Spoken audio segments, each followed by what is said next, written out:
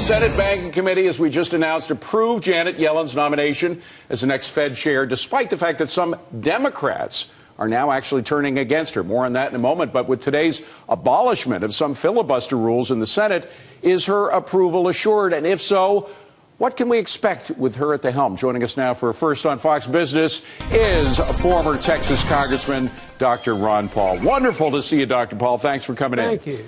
Well, nice to see you. First of all, on this rule change, some people had said it was coming. Others said they thought it was a little too radical, even for Harry Reid. What do you think about it? I think it's radical. I think, reversing and canceling out Jefferson's rules have been around for a bit.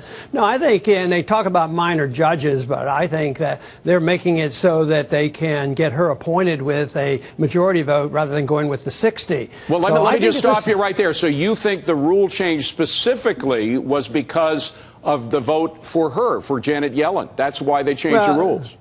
There's no way for me to know, but I speculate that that's a very strong possibility. It seems like she's a much more important person than some of these minor judges. Hardly anybody in the country knows which judges they're talking about. But I think the best I can tell, it will apply to Yellen under the new rule, which means it makes it easier. And, that vote was not overwhelming. No, and we'll talk about that. But again, I'm sorry to interrupt, but you do have a source inside the U.S. Senate, your son, Rand Paul, Senator Rand Paul. Was he planning to filibuster Janet Yellen? I do not know that with certainty. I know what he has said, and he had talked about it, and I know he doesn't like her monetary policy. I dislike the system and think she's more of the same, only worse.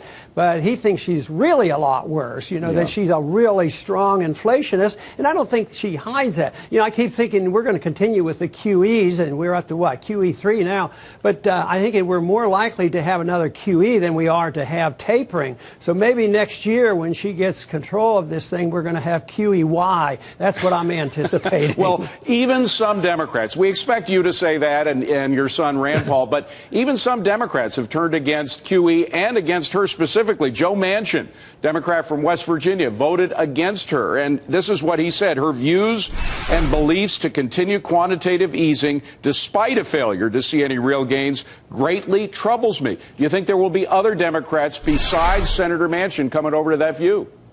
Well, I think that's very possible. This to me is very impressive because it means that they're not buying into all the propaganda. I mean, why are these conventional politicians talking this way and worried about QE? That means they're worried about inflation, yet our government and our Fed say, oh, there's no inflation, don't sweat it. We have a lot of room, and yet here we have a growing number of people concerned about the inflationary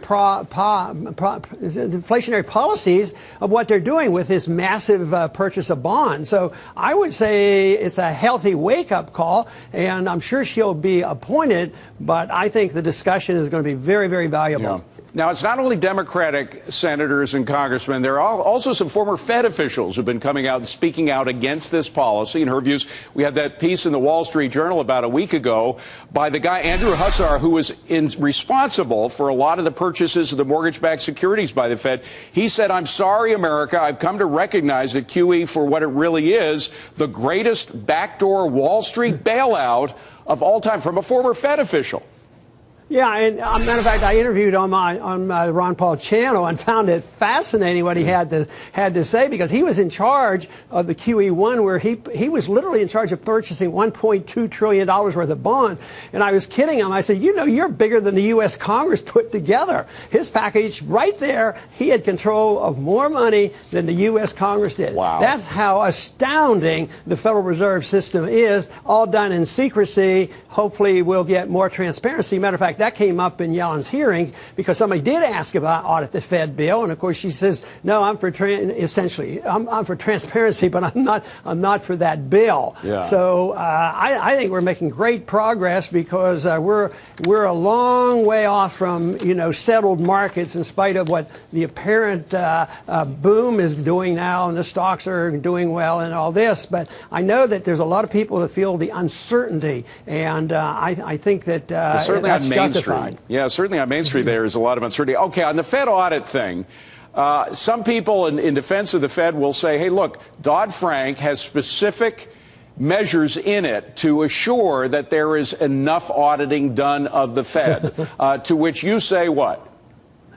I say the bankers get to write most of those regulations. So every time we have a crisis, we write more regulations, and that seems to hinder the recovery. It started with SECs in the 30s, and of course there was Sarbanes-Oxley when we had the crisis 10 years ago, and now we have more of this. Regulations can't overcome bad mistakes, and this is sort of what's happening with Obamacare. Just more and more regulations of central economic planning, which is unachievable. And so all the regulations in the world will just confuse things. It will dampen the enthusiasm. It chases business away, costs more money. And that's one of the major reasons why we have the economy doing so poorly. So, no, that can't save it. Gotcha. It just props it up. If it temporarily helps, it just delays it and makes the crisis that much worse. Dr. Ron Paul, by the way, are you birthing babies again now that you're out of Congress? No, I'm just trying to spread the great message of liberty, and I'm staying busy. All right, all right. But he did birth 3,000 babies, so he's done his work in the medical field as well. Dr. Paul, good to see you. Thank you very much, sir. Appreciate it. Thank you.